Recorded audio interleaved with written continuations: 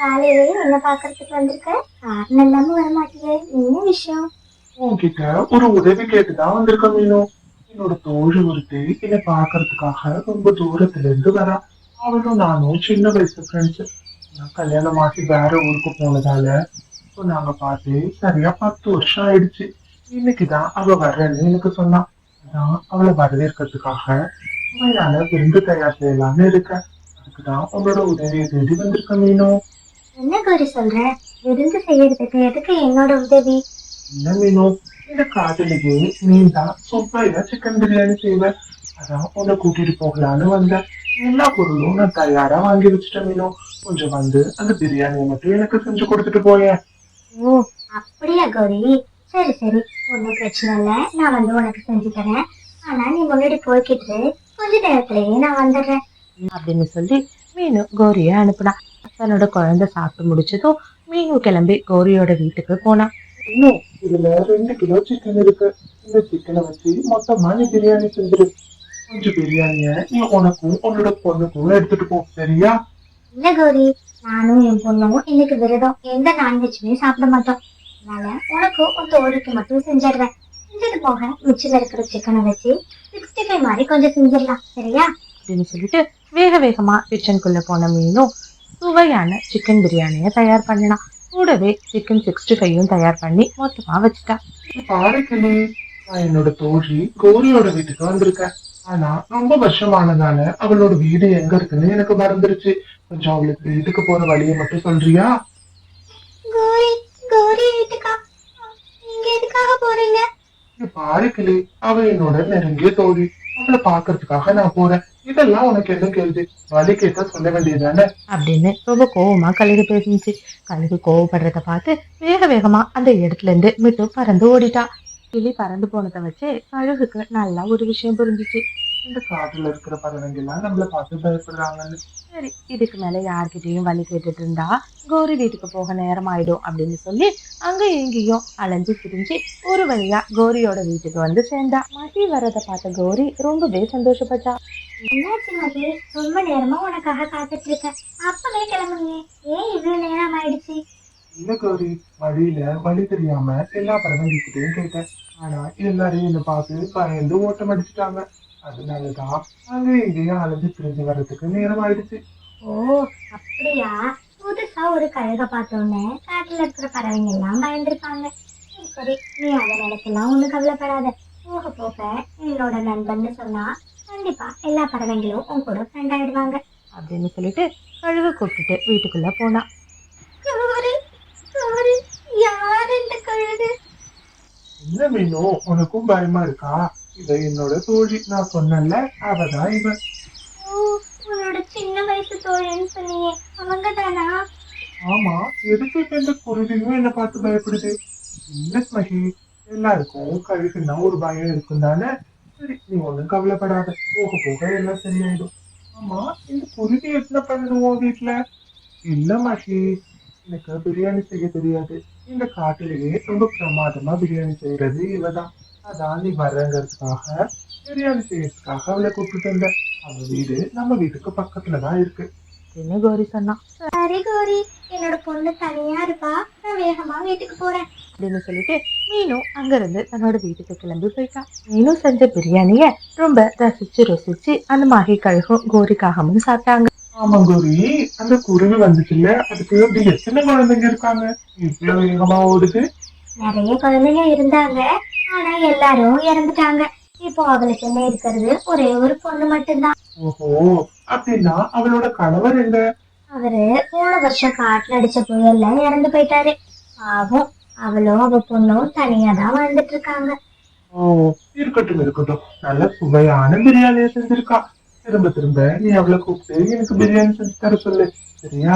நான் ஒரு 2 3 நாள் தான் இங்க இருக்கலாம்னு வந்தேன்.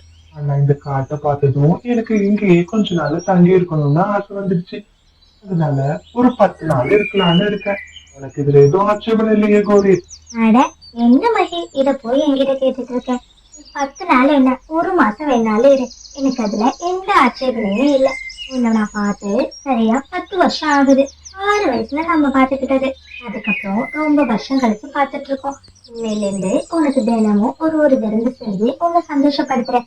அதுதான் என்னோட முக்கியமான வேலை. வீட்டுக்கு போன மீனும் ரொம்ப நேரம் அதிர்ச்சியிலேயே இருந்தா. அவ அப்படி இருக்கிறத பார்த்து அவ பொண்ணு அவகிட்ட என்ன நடந்துச்சு அப்படின்னு கேட்டா. அம்மா, என்ன ஆச்சு? ஆண்டி வீட்டுக்கு போயிட்டு வந்ததுல இருந்து நீங்க ரொம்ப அதிர்ச்சியாவே இருக்கீங்க. என்னம்மா ஆச்சு? ஐயோ, என் பொண்ணு வேற என்ன நடந்துச்சுன்னு கேக்குறா. அவகிட்ட அந்த கழக பார்த்தது சொன்னா பாவம் ரொம்ப பயந்து போயிடுவா. ஆனா சொல்லாமலும் இருக்க முடியாது. அந்த கழகு நல்லவளா கெட்டவளான்னு வேற தெரியல. நம்ம இல்லாத நேரம் நம்ம குழந்தை எதுவும் பண்ணிடுச்சுன்னா சரி, நம்ம எதுக்கும் லக்கிய கொஞ்சம் பாதுகாப்பா இருக்க சொல்லுவோம். அப்படின்னு மனசுக்குள்ள யோசிச்ச மீனும், இது பாரு லக்கி, பக்கத்துல இருக்கிற கோரி ஆண்டி வீட்டுக்கு வந்திருக்கிறது சாதாரண விருந்தாளி இல்ல, கோரி ஆண்டியோட நண்பராமா. ஆனா அது ஒரு கழுகு. அம்மா, என்ன சொல்றீங்க? கழுகு கோரி ஆண்டியோட ஃப்ரெண்டா? ஆமாண்டா தங்கம். இத பார்த்து எனக்கே ரொம்ப அதிர்ச்சியா தான் இருந்துச்சு. என்ன பண்றது, அவளோட தோழின்னு சொல்லி அவ கூப்பிட்டுட்டு வரா. நாம ஒண்ணும் சொல்ல முடியாதுல்ல. நீ ஒண்ணு பண்ணுடா. அம்மா உணவு தேடி வெளியில போனதுக்கு அப்புறமா யாரு வந்து கதவை தட்டினாலும் நீ திறக்கவே கூடாது. ஏன்னா அந்த கழுகால எப்ப வேணாலும் நம்மளுக்கு ஆபத்து வரலாம். சரிம்மா, நீங்க சொல்லிட்டீங்கல்ல, கண்டிப்பா நான் கதவை திறக்க மாட்டேன். அப்படின்னு சொல்லி லக்கி சொன்னா. இதை கேட்ட மீனும் கொஞ்சம் சந்தோஷப்பட்டாலும் அந்த கழுகால எப்போ என்ன நடக்குமோ அப்படின்னு சொல்லி ரொம்பவே கவலையோட இருந்தா. ஆச்சி, உனக்காக இன்னைக்கு தக்காளி குருமா செய்யலான்னு இருக்கேன். நான் போயிட்டு தக்காளி குருமாக்கு தேவையான தக்காளிய வாங்கிட்டு வந்துடுறேன். அப்படின்னு சொல்லிட்டு கோரி வீட்ல இருந்து வெளியில போனா. ஆஹா, ஒரு வெளியில போயிட்டான். இதுதான் நம்மளுக்கு நல்ல சந்தர்ப்பம். எப்படியாச்சும் அந்த மீனு வீட்டுல போயிட்டு அந்த குட்டி குழந்தைய எனக்கு சாப்பிட்டுறணும். மீனவும் கண்டிப்பா எங்கன்னா உணவு தேடி போயிருப்பான். அப்படின்னு மனசுக்குள்ள திட்டம் தீட்டின மகி கழுகு வேக வேகமா மீனு வீட்டு கதவை போய் தட்டுனுச்சு. யார் இது? யாரு வந்திருக்கீங்க? யாருன்னு சொல்லுங்க. நான் தான் கோரி ஆண்டியோட ஃப்ரெண்டு. அம்மா இல்லையா, அம்மாவை கூப்பிடலான்னு வந்தேன். இல்ல, அம்மா உணவு தேடி வெளியில போயிருக்காங்க. சரி பாப்பா, அப்படின்னா ஒண்ணும் பிரச்சனை இல்ல. நீ கொஞ்சம் கதவை தர. உங்க வீட்டுக்கு உங்க வீடு எப்படி இருக்குன்னு பாத்துட்டு போறேன். உன்னையும் நான் பார்த்த மாதிரி இருக்கும். இந்த மாதிரி ஸ்டோரிஸை தொடர்ந்து பார்க்கணும்னு நினைச்சீங்கன்னா மறக்காம நம்மளோட மீனு கார்ட்டூன் தமிழ் சேனலை சப்ஸ்கிரைப் பண்ணுங்க. இல்ல ஆண்டி, நீங்க போயிட்டு அம்மா வந்ததும் வாங்க. அம்மா வீட்டுக்குள்ள என்ன வச்சு கூட்டிட்டு போயிருக்காங்க. என்கிட்ட சாவி கிடையாது. ஓஹோ, சரி பாப்பா, நீ அம்மா வந்ததும் நான் வந்துட்டு போனதா சொல்லு. அப்படின்னு சொல்லிட்டு வேகமா அங்கிருந்து மகி வருத்தத்தோட போனா. தன்னோட அம்மா வந்ததும் மகி கழுகு வந்த விஷயத்த லக்கி சொன்னா. இதை கேட்டு பயந்து போன மீனும் நேரா கோரிய பாக்குறதுக்காக அவளோட வீட்டுக்கு போனா. அந்த நேரம் மகி நல்லா படுத்து தூங்கிட்டு இருந்ததால கோரிய வெளியில கூப்பிட்டு மீனும் இந்த மாதிரி பேசினா. இங்க பாரு கோரி, இன்னைக்கு என்னமோ அந்த கழுகு இருக்குது ஆபத்தா தோணுது. தயவு செஞ்சு விருந்தாளியா வந்தா 2 நாள் வச்சிருந்துட்டு அனுப்பி வச்சிரு. என்ன மீனு சொல்ற? அவ என்னோட சின்ன வயசு தோழி. அவன் நம்ம காடு ரொம்ப பிடிச்சிருக்குன்னு சொல்லிட்டு ஒரு 10 நாள் தங்கிட்டு போறேன்னு சொன்னான். இதை எப்படி நான் போய் சொல்ல முடியும்? அது மட்டும் இல்லாம அவ என்னோட விருந்தாளி. அவன் எங்க இருக்கிறதுல உனக்கு என்ன பிரச்சனை? இங்க பாரு கோரி, தயவு செஞ்சு புரிஞ்சுக்கோ. இன்னைக்கு நான் இல்லாத நேரமா பார்த்து என்னோட வீட்டுக்கு வந்து என் பொண்ணுகிட்ட பேச முயற்சி பண்ணிருக்கான். கதவை தர அப்படின்னு சொல்லியிருக்கா. எனக்கு என்னமோ அவ ரொம்ப தப்பான ஆளா தெரியுறா. இங்க பாரு மீனு, தயவு செஞ்சு எல்லாரையும் தப்பான கண்ணோட்டத்துல பார்க்காத. அவ இன்னைக்கு உன் வீட்டுக்கு வந்தத முன்னாடியே என்கிட்ட சொல்லிட்டா. நான் தக்காளி வாங்கலான்னு தோட்டத்துக்கு போயிருந்தேன். அந்த நேரம் அவளுக்கு ரொம்ப போர் அடிச்சிருந்திருக்கு. அதான் உன்கிட்ட பேசலான்னு சொல்லிட்டு உன் வீட்டுக்கு வந்திருக்கா. நீ இல்லைன்னு சொன்னதும் உடனே அவ திரும்பி வந்துட்டா. நீ இத சொல்றதுக்கு முன்னாடியே அவ என்கிட்ட சொல்லிட்டா. நீ நினைக்கிற மாதிரி என்னோட தோழி ஒண்ணும் கெட்டவெல்லாம் கிடையாது. தயவு செஞ்சு இங்க இருந்து போ அப்படின்னு சொல்லி கோவமா மீனுவை திட்டி அங்கிருந்து அனுப்பிட்டா. மறுநாள் காலையில பொழுது விடிஞ்சதும் எப்பயும் போல உணவு சமைக்கிறதுக்காக கோரி காய்கறி வாங்கறதுக்காக வெளியில போனா. அட, இன்னும் எத்தனை நாள் தான் இந்த காய்கறியை சாப்பிட்டுட்டு இந்த கூறி வீட்டுல நல்ல விளையாட்டம் நடிச்சிட்டு இருக்குது. சீக்கிரமா வந்தமா அந்த குழந்தைய பிடிச்சு சாப்பிட்டமா போயிடலாமான்னு பார்த்தா இது என்னடான்னா நீண்டுட்டே போகுது. இன்னும் எத்தனை நாளைக்கு தான் அந்த சிட்டுக்குருவியை சாப்பிடுற ஆசையை நம்ம அடக்கி வச்சுட்டு இருக்குது. இன்னைக்கு எப்படியாச்சும் அந்த குழந்தைய பிடிச்சு சாப்பிடணும். இந்த மாதிரி ஸ்டோரிஸை தொடர்ந்து பார்க்கணும்னு நினைச்சீங்கன்னா மறக்காம நம்மளோட மீனு கார்ட்டூன் தமிழ் சேனலை சப்ஸ்கிரைப் பண்ணுங்க. நான் தான் மகி ஆண்டி வந்திருக்கேன். எனக்கு ரொம்ப தாகமா இருக்குடா. ஒரு சொம்பு தண்ணி மட்டும் கூட. ஓ, மறுபடியும் இந்த கழுகு தான் வந்திருக்கா. அம்மா, அம்மா சொன்ன மாதிரி இது உண்மையாவே ரொம்ப கெட்ட கழுகாதான் இருக்கும் போல. இன்னைக்கு இந்த கழுகு கிட்ட நாம யாருங்கிறத காட்டியாகணும். நம்ம புத்திசாலித்தனத்தை பார்த்து இதுக்கப்புறம் இந்த கழுகு இந்த பக்கமே வரக்கூடாது. அப்படி யோசிச்ச லக்கி வேக வேகமா இப்படி பேச ஆரம்பிச்சா. ஆண்டி, நான் உங்களுக்கு தண்ணி தரேன், இந்த ஜன்னல் பக்கமா கொஞ்சம் வாங்கல அப்படின்னு சொன்னா. உடனே வேக வேகமா ஜன்னல் பக்கமா வந்த மகிக்கு உள்ள இருந்து ஒரு தண்ணி வர்ற ஓசை தூக்கி லக்கி போட்டா. ஆண்டி, இதுல தண்ணி வரும், இப்ப குடிச்சுக்கோங்க. அட, இந்த குருவி என்ன எவ்வளவு புத்திசாலியா இருக்கு.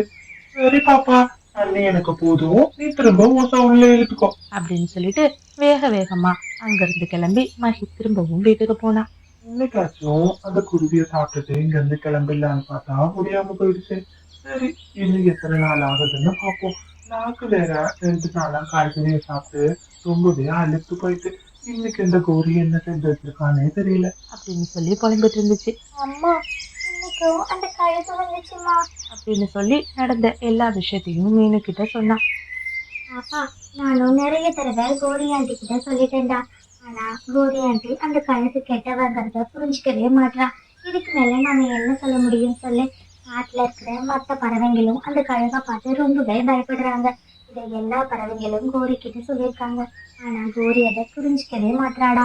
நாம தான் நம்ம பாதுகாப்பை உறுதி பண்ணிக்கணும். இனிமே நீ அந்த கழுகு வந்து கதவை தட்டுச்சு அப்படின்னா எந்த குரலுமே கொடுக்காத.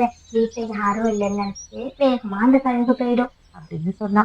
இதை கேட்ட லக்கி சரிம்மா, நீங்க சொல்ற மாதிரியே நான் பண்றேன் அப்படின்னு சொன்னா. இந்த பக்கம் கோரி சூடான பூரியையும் உருளைக்கிழங்கு மசாலாவையும் எடுத்துட்டு வீட்டுல இருக்க மகி கிட்ட கொடுத்தா. என்ன கோரி இது? மச்சி, என்ன என்னன்னு கேட்டுட்ட? எனக்கு ரொம்ப பிடிச்சதுதான் பூரியும் உருளைக்கிழங்கு மசாலாவும். என்னது, பூரியும் உருளைக்கிழங்கு மசாலாவுமா?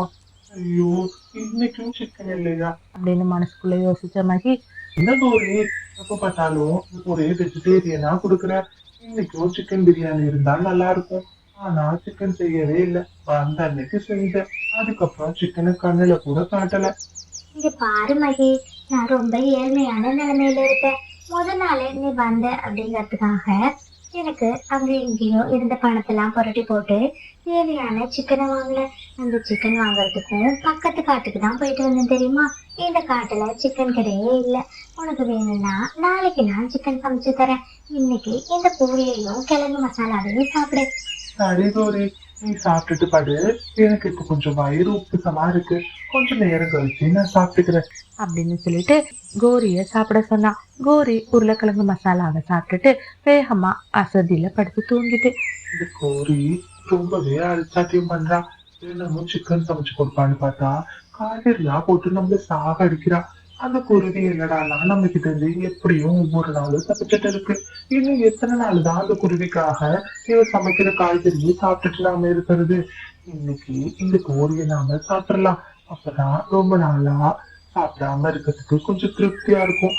ஆனா என்ன, இவ நம்மளோட தோழி ஆயிட்டு இவளை போய் எப்படி சாப்பிடுறது? தோழியா இருந்தா என்ன, இப்போதைக்கு நம்மளுக்கு பயிறு பசிதான் முக்கியம். ரொம்ப பசியா இருக்கு.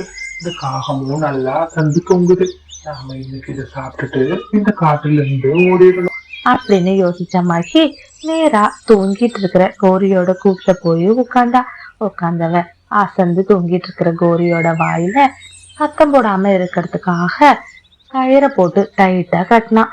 பாவம், கழுகு ஏதோ பண்ண போகுதுன்னு தெரிஞ்ச கோரி எதுவுமே பண்ண முடியாம அங்கே எங்கேயோ முண்டிட்டு இருந்தா. ஆனா என்னதான் சொன்னாலும் தன்னோட தோழிங்கிறதையும் மறந்து அதுக்கு சாப்பாடு தான் முக்கியம் அப்படின்னு யோசிச்ச மகி கழுகு வேகமா கோரியை இந்த தாக்க மாதிரி ஆரம்பிச்சிச்சு. ஸ்டோரிஸை தொடர்ந்து பார்க்கணும்னு நினைச்சீங்கன்னா மறக்காம நம்மளோட மேனு கார்ட்டூன் தமிழ் சேனலை சப்ஸ்கிரைப் பண்ணுங்க. தோணுது அப்படிங்கறத மறக்காம கமெண்ட்ல சொல்லுங்க.